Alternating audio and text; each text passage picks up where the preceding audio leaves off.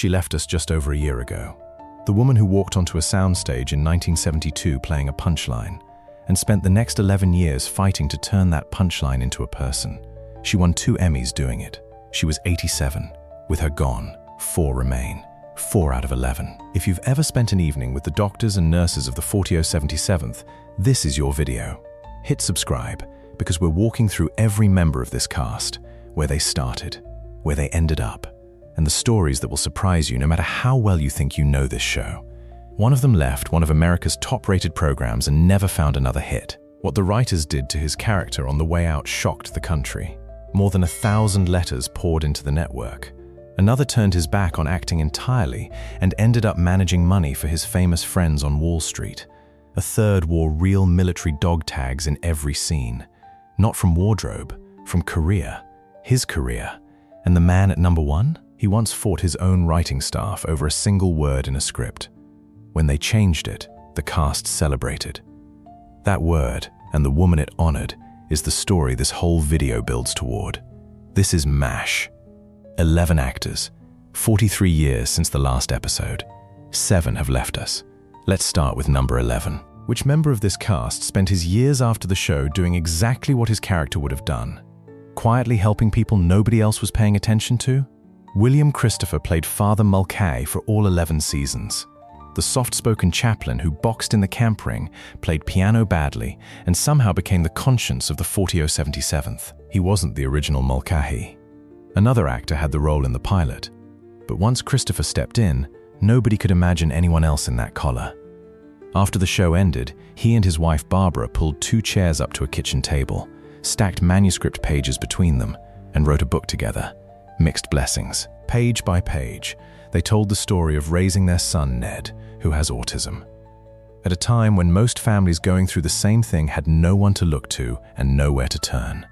Christopher recorded public service announcements, spoke at events, not for his career, for his son, and for every family learning what he and Barbara had spent years figuring out alone. He left us on New Year's Eve, 2016. He was 84, exactly 1 year, to the day, after another member of this cast.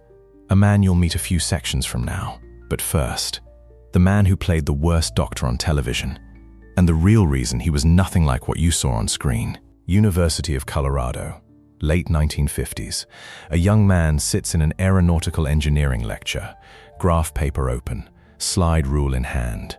He looks at the equations, looks at the door, closes the textbook, pushes back from the desk, and walks out of that classroom for the last time. His next stop? A scholarship to the Royal Academy of Dramatic Art in London. Larry Linville, the man behind television's most incompetent surgeon, was trained to build aircraft. On MASH, Frank Burns was petty, spineless, and spectacularly bad at his job. Audiences loved to hate him. The writers never ran out of ways to humiliate him. But everyone who worked alongside Linville said the same thing. Off camera, he was nothing like Frank. Warm, thoughtful, a completely different person. He left after 5 seasons, felt Frank had gone as far as Frank could go. He was probably right. The roles kept coming. Guest spots on Fantasy Island, The Love Boat, Murder, She Wrote, but never another character the whole country knew by name. Linville was gone at 60, the youngest loss in this cast by far. And the actor who stepped into MASH to fill that villain-shaped hole, he brought something nobody expected, a voice you've heard 100 times since, and probably never connected to a man in army green. You know the voice before you know the face. Rich. Baritone. A little theatrical. The kind of voice that sounds like it costs money. On MASH, that voice belonged to Major Charles Emerson Winchester III, a Boston blue blood who could out-operate Hawkeye and out-insult everyone in the room. David Ogden Stiers played him for 6 seasons, earned 2 Emmy nominations, and turned what could have been a carbon copy of Frank Burns into someone entirely different.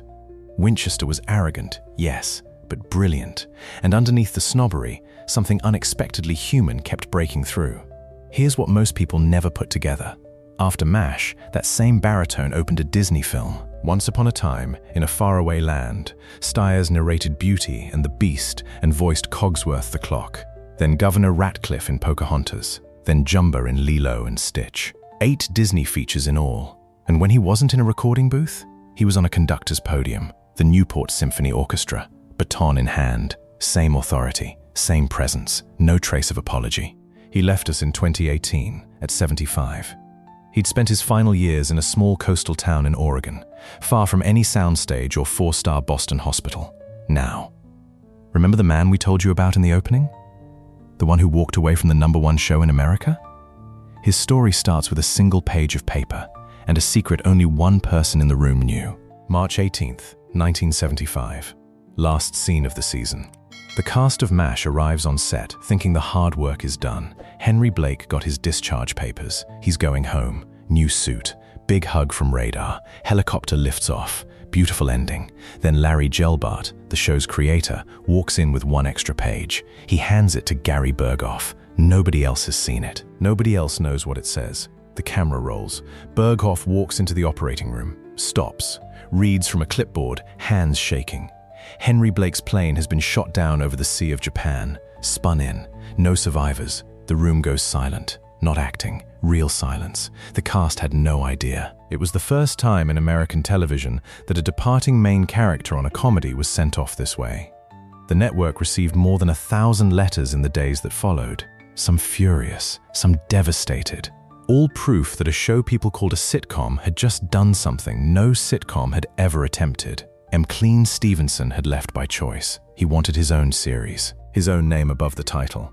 He told Loretta Swit, "I know I'll never be on anything this good, but I need to be #1, he tried. The McLean Stevenson Show. Hello, Larry, in the beginning. Condo. None lasted. Years later, he said it himself. The mistake was thinking everybody in America loved McLean Stevenson. He left us in 1996, 68 years old. If you remember where you were when that scene aired, tell us in the comments. What's the one MASH moment you've never been able to forget? Because the man coming up next also walked away from this show. But he built something nobody saw coming. He quit Hollywood and got richer than any of them. Wayne Rogers, Princeton graduate, Navy veteran, Trapper John for 3 seasons. He walked off the set of MASH in 1975, not with a farewell episode, not with a press conference. He simply didn't come back. And when 20th Century Fox sued him for breach of contract, the lawsuit fell apart for an extraordinary reason. Rogers had never signed it. He'd objected to a morals clause buried in the fine print. For 3 years, Trapper John had shown up on a handshake. Most actors who leave a hit show fade. Rogers did the opposite.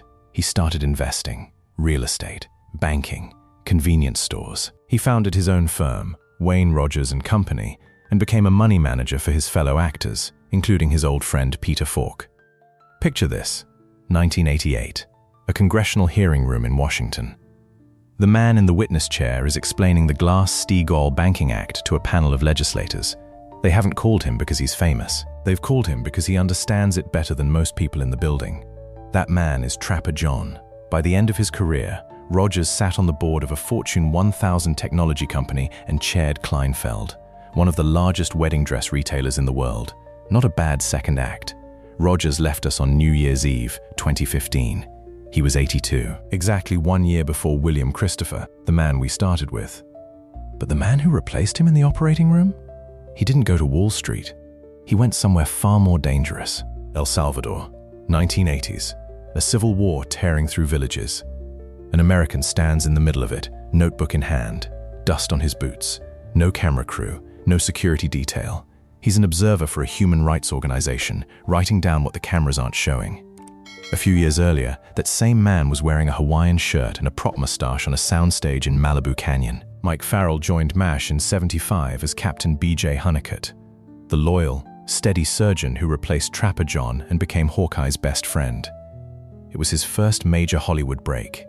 He stayed for 8 seasons, wrote episodes, directed episodes, and helped hold the cast together through the show's most ambitious years.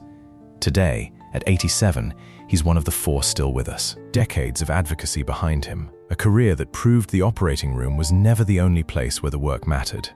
And the next name on this list? He's one of them too. The only person in this entire cast who knew what Korea actually smelled like, who slept in the tents, who heard the helicopters for real, years before a single frame of MASH was ever shot. He walked onto a soundstage dressed in a woman's evening gown, and underneath it, he wore something the wardrobe department never gave him. 1 day's work, 1 paycheck, just enough to cover the rent, 1 scene, A guy in a dress, chomping a cigar, trying to convince the United States Army he was crazy enough for a Section 8 discharge. Jamie Farr, born Jamil Joseph Farrar in Toledo, Ohio, the son of a Lebanese immigrant grocer, walked onto the MASH set in October 1972 expecting a paycheck, not a career. He needed groceries. He needed rent. He got both. And then the phone rang again, and again, and again, for 11 years. Here's the story we promised you at the beginning. Of all 11 actors who played soldiers stationed in Korea, only one had actually been there. United States Army. Late 1950s, Japan and Korea. The real thing. Jamie Farr. And the dog tags he wore around his neck in every single episode weren't from the prop department. They were issued to Jamil Farrar during his actual tour of duty. He wore his real name into a fictional war. Klinger became one of the most beloved characters in television. Those dresses he paraded through camp? 2 of them originally belonged to Ginger Rogers and Betty Grable. They sit in the Smithsonian now. Farr hosted a Toledo charity golf tournament for 28 years, had a park named after him back home. And today, July 1st, 2026, he turns 92, from a single day's work to a character the country will never forget. And the man at number 4? He hid something in plain sight for 7 straight seasons. Something about his hand, something the camera caught in every close-up. And somehow, nobody in America ever noticed. Watch any episode, any season. Look at Radar's left hand. It's always behind something. A clipboard, a stack of papers, a teddy bear. The camera never gets a clean look. For 7 seasons, not a single viewer asked why. Gary Burghoff was born with Poland syndrome, a condition that left 3 fingers on his left hand noticeably smaller than the ones on his right. He never mentioned it publicly during the show's run. The prop department didn't design special tools. He simply held the clipboard a certain way, and the camera did the rest. Millions of viewers. Thousands of close-ups. 7 years. Not a word. Burghoff was the only actor from the 1970 Robert Altman film to carry his role into the television series. He played Radar as a series regular for 7 seasons, winning the Emmy in 1977, and Alan Alda accepted it on his behalf because Burghoff wasn't there. And then he left. Burnout. He wanted to raise his daughter. What came next was pure Radar. He picked up the drumsticks. For real this time, led a jazz trio, painted wildlife, got licensed by the state of California to rehabilitate injured animals. And then he started inventing things. A fish-attracting device called Chum Magic, 2 United States patents, a sanitary toilet seat lifter. Another patent. The teddy bear he carried in every episode sits in the Smithsonian now, right down the hall from Klinger's dresses. Burghoff is 83, living quietly in California. He hasn't acted since a small independent film in 2010. 3 names left, and they're the biggest ones. A 2-star general storms into the 4077th, barking orders that make no tactical sense. Wild-eyed, unhinged, inspecting imaginary troop formations. The entire camp stares at him like a man who's lost his mind, because the character has.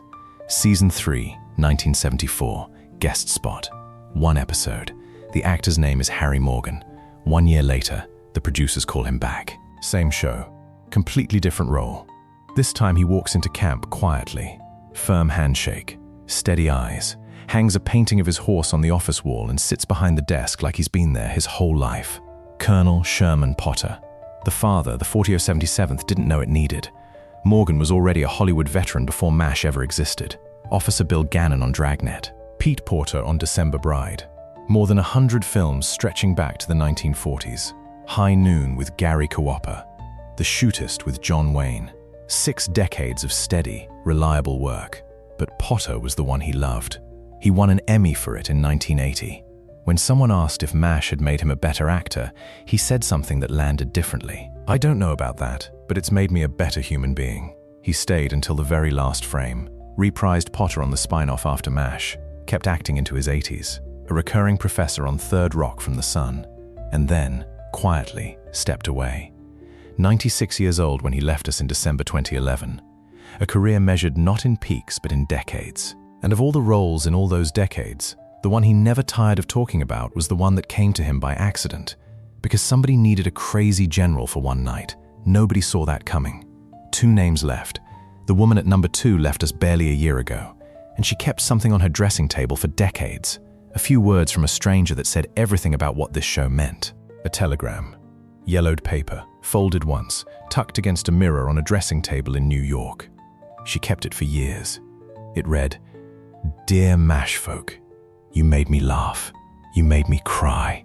You made me feel. Thank you." Loretta Swit didn't talk much about awards in interviews. She talked about that telegram.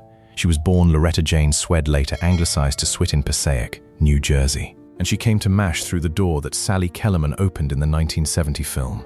Major Margaret Houlihan.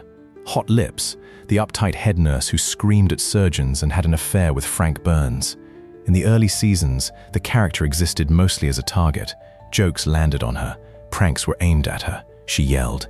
They laughed. Repeat. Swit wanted more, and she pushed for it. Year after year, she told the writers what Margaret could become. Not just the butt of a joke, but a professional. A leader. Someone whose competence deserved the same respect the show gave its surgeons. It worked. Slowly at first, then unmistakably. The affair with Burns ended. Margaret got her own stories, her own friendships, her own heartbreak. Emmy voters noticed. They nominated Swit every single year of the show's run except the first. She won twice, 1980 and 82. She and Alda were the only two actors who appeared in both the pilot and the series finale. She was there from the first helicopter landing to the last. After MASH, she could have had another network series. She'd tested brilliantly for the lead in Cagney and Lacey, and the producers wanted her. But her contract wouldn't release her. The role went to someone else. Swit never complained publicly about it. What she did instead, she painted. Watercolors, mostly, and she built something called Swit Heart Animal Alliance, a foundation for animals that needed protecting. She and Harry Morgan became neighbors after the show ended. He'd come over. They'd talk. When he left us in 2011, she lost a friend who understood what the 4077th meant in a way that didn't need explaining. May 30th, 2025, 87 years old, natural causes, at her home in New York City. Alan Alda wrote about her afterward. He said she didn't just act the part, she created it. She showed the writers how a one-note character could become a real person with feelings and ambitions. "We celebrated the day the script came out," he wrote, listing her character not as Hot Lips, but as Margaret, one name left, the man who won that fight for her. A boy stands backstage in a burlesque theater somewhere on the road. His father, a singer, an actor, a man whose real name has too many syllables for a marquee, is about to go on. The boy watches from the wings. He's 7. He's already had polio. His legs still remember it. But right now, standing in the dark, watching his father walk into the light, he is learning something he won't be able to name for another 20 years. That the distance between an audience and a performer is the most powerful space in the world. That boy was born Alfonso Joseph d'Abruzzo. His father shortened the family name to Alda, first 2 letters of each, and the boy followed. Born January 28, 1936, Alan Alda is 90 years old today. He is the only actor to appear in all 256 episodes of MASH. He wrote 19 of them, directed 32, including the finale. A 2.5-hour goodbye that more than 100 million Americans watched on a single night. It remains the highest-rated scripted series episode in U.S. television history. He won 5 Emmys for the show: acting, writing, and directing. The first person in television history to win in all 3 categories. And for 11 years, every single weekend, he flew home to New Jersey. His wife, Arlene, his 3 daughters. He could have moved the family to Los Angeles. He never did. He didn't know how long the show would last. By the time he found out, the commute had become a kind of promise. You don't break a promise. After MASH, he didn't slow down. He played a Republican senator on the West Wing and won another Emmy. Earned his first Oscar nomination at 68, alongside Leonardo DiCaprio in The Aviator. Hosted Scientific American Frontiers on public television for more than a decade because he genuinely loved asking scientists questions. But the moment that matters most in this story isn't a scene he wrote or a trophy he held. It's a page in a script. A page that listed a character not by her nickname, but by her name. Margaret. He had pushed for it. Pushed the producers. Pushed the producers. Pushed until the words on the page changed. Because Loretta Swit had shown him what the character could be. And a name, one word, was the proof that everyone else finally saw it too. The day that script went out, the cast didn't just read it. They celebrated. Not a rap party, not an awards night, A quiet moment on a soundstage where 11 people, playing doctors and nurses in a war most of them had never seen, recognized that something real had just happened inside, something fictional. That's the word we promised you at the beginning. Margaret. 7 members of this cast have left us. Each one took a piece of the 4077th with them. McLean Stevenson, who taught a whole country that people you love don't always come home. Larry Linville, who made the most hated character on television so good that people forgot the man playing him was kind. Wayne Rogers, who proved that the smartest move in Hollywood might be leaving it. William Christopher, who spent his quietest years doing the loudest good.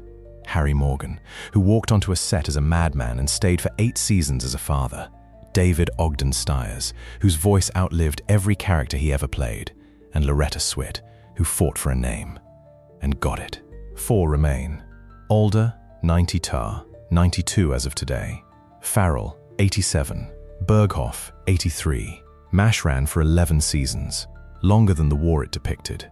It was a comedy that made people cry, and a drama that made people laugh, and nobody who watched it ever forgot where they sat or who they sat with. The finale still holds the record, and nobody's close. If one of these 11 meant something to you, if you heard a name today and remembered a scene, a line, a night in front of the television, leave it in the comments. We read every single one.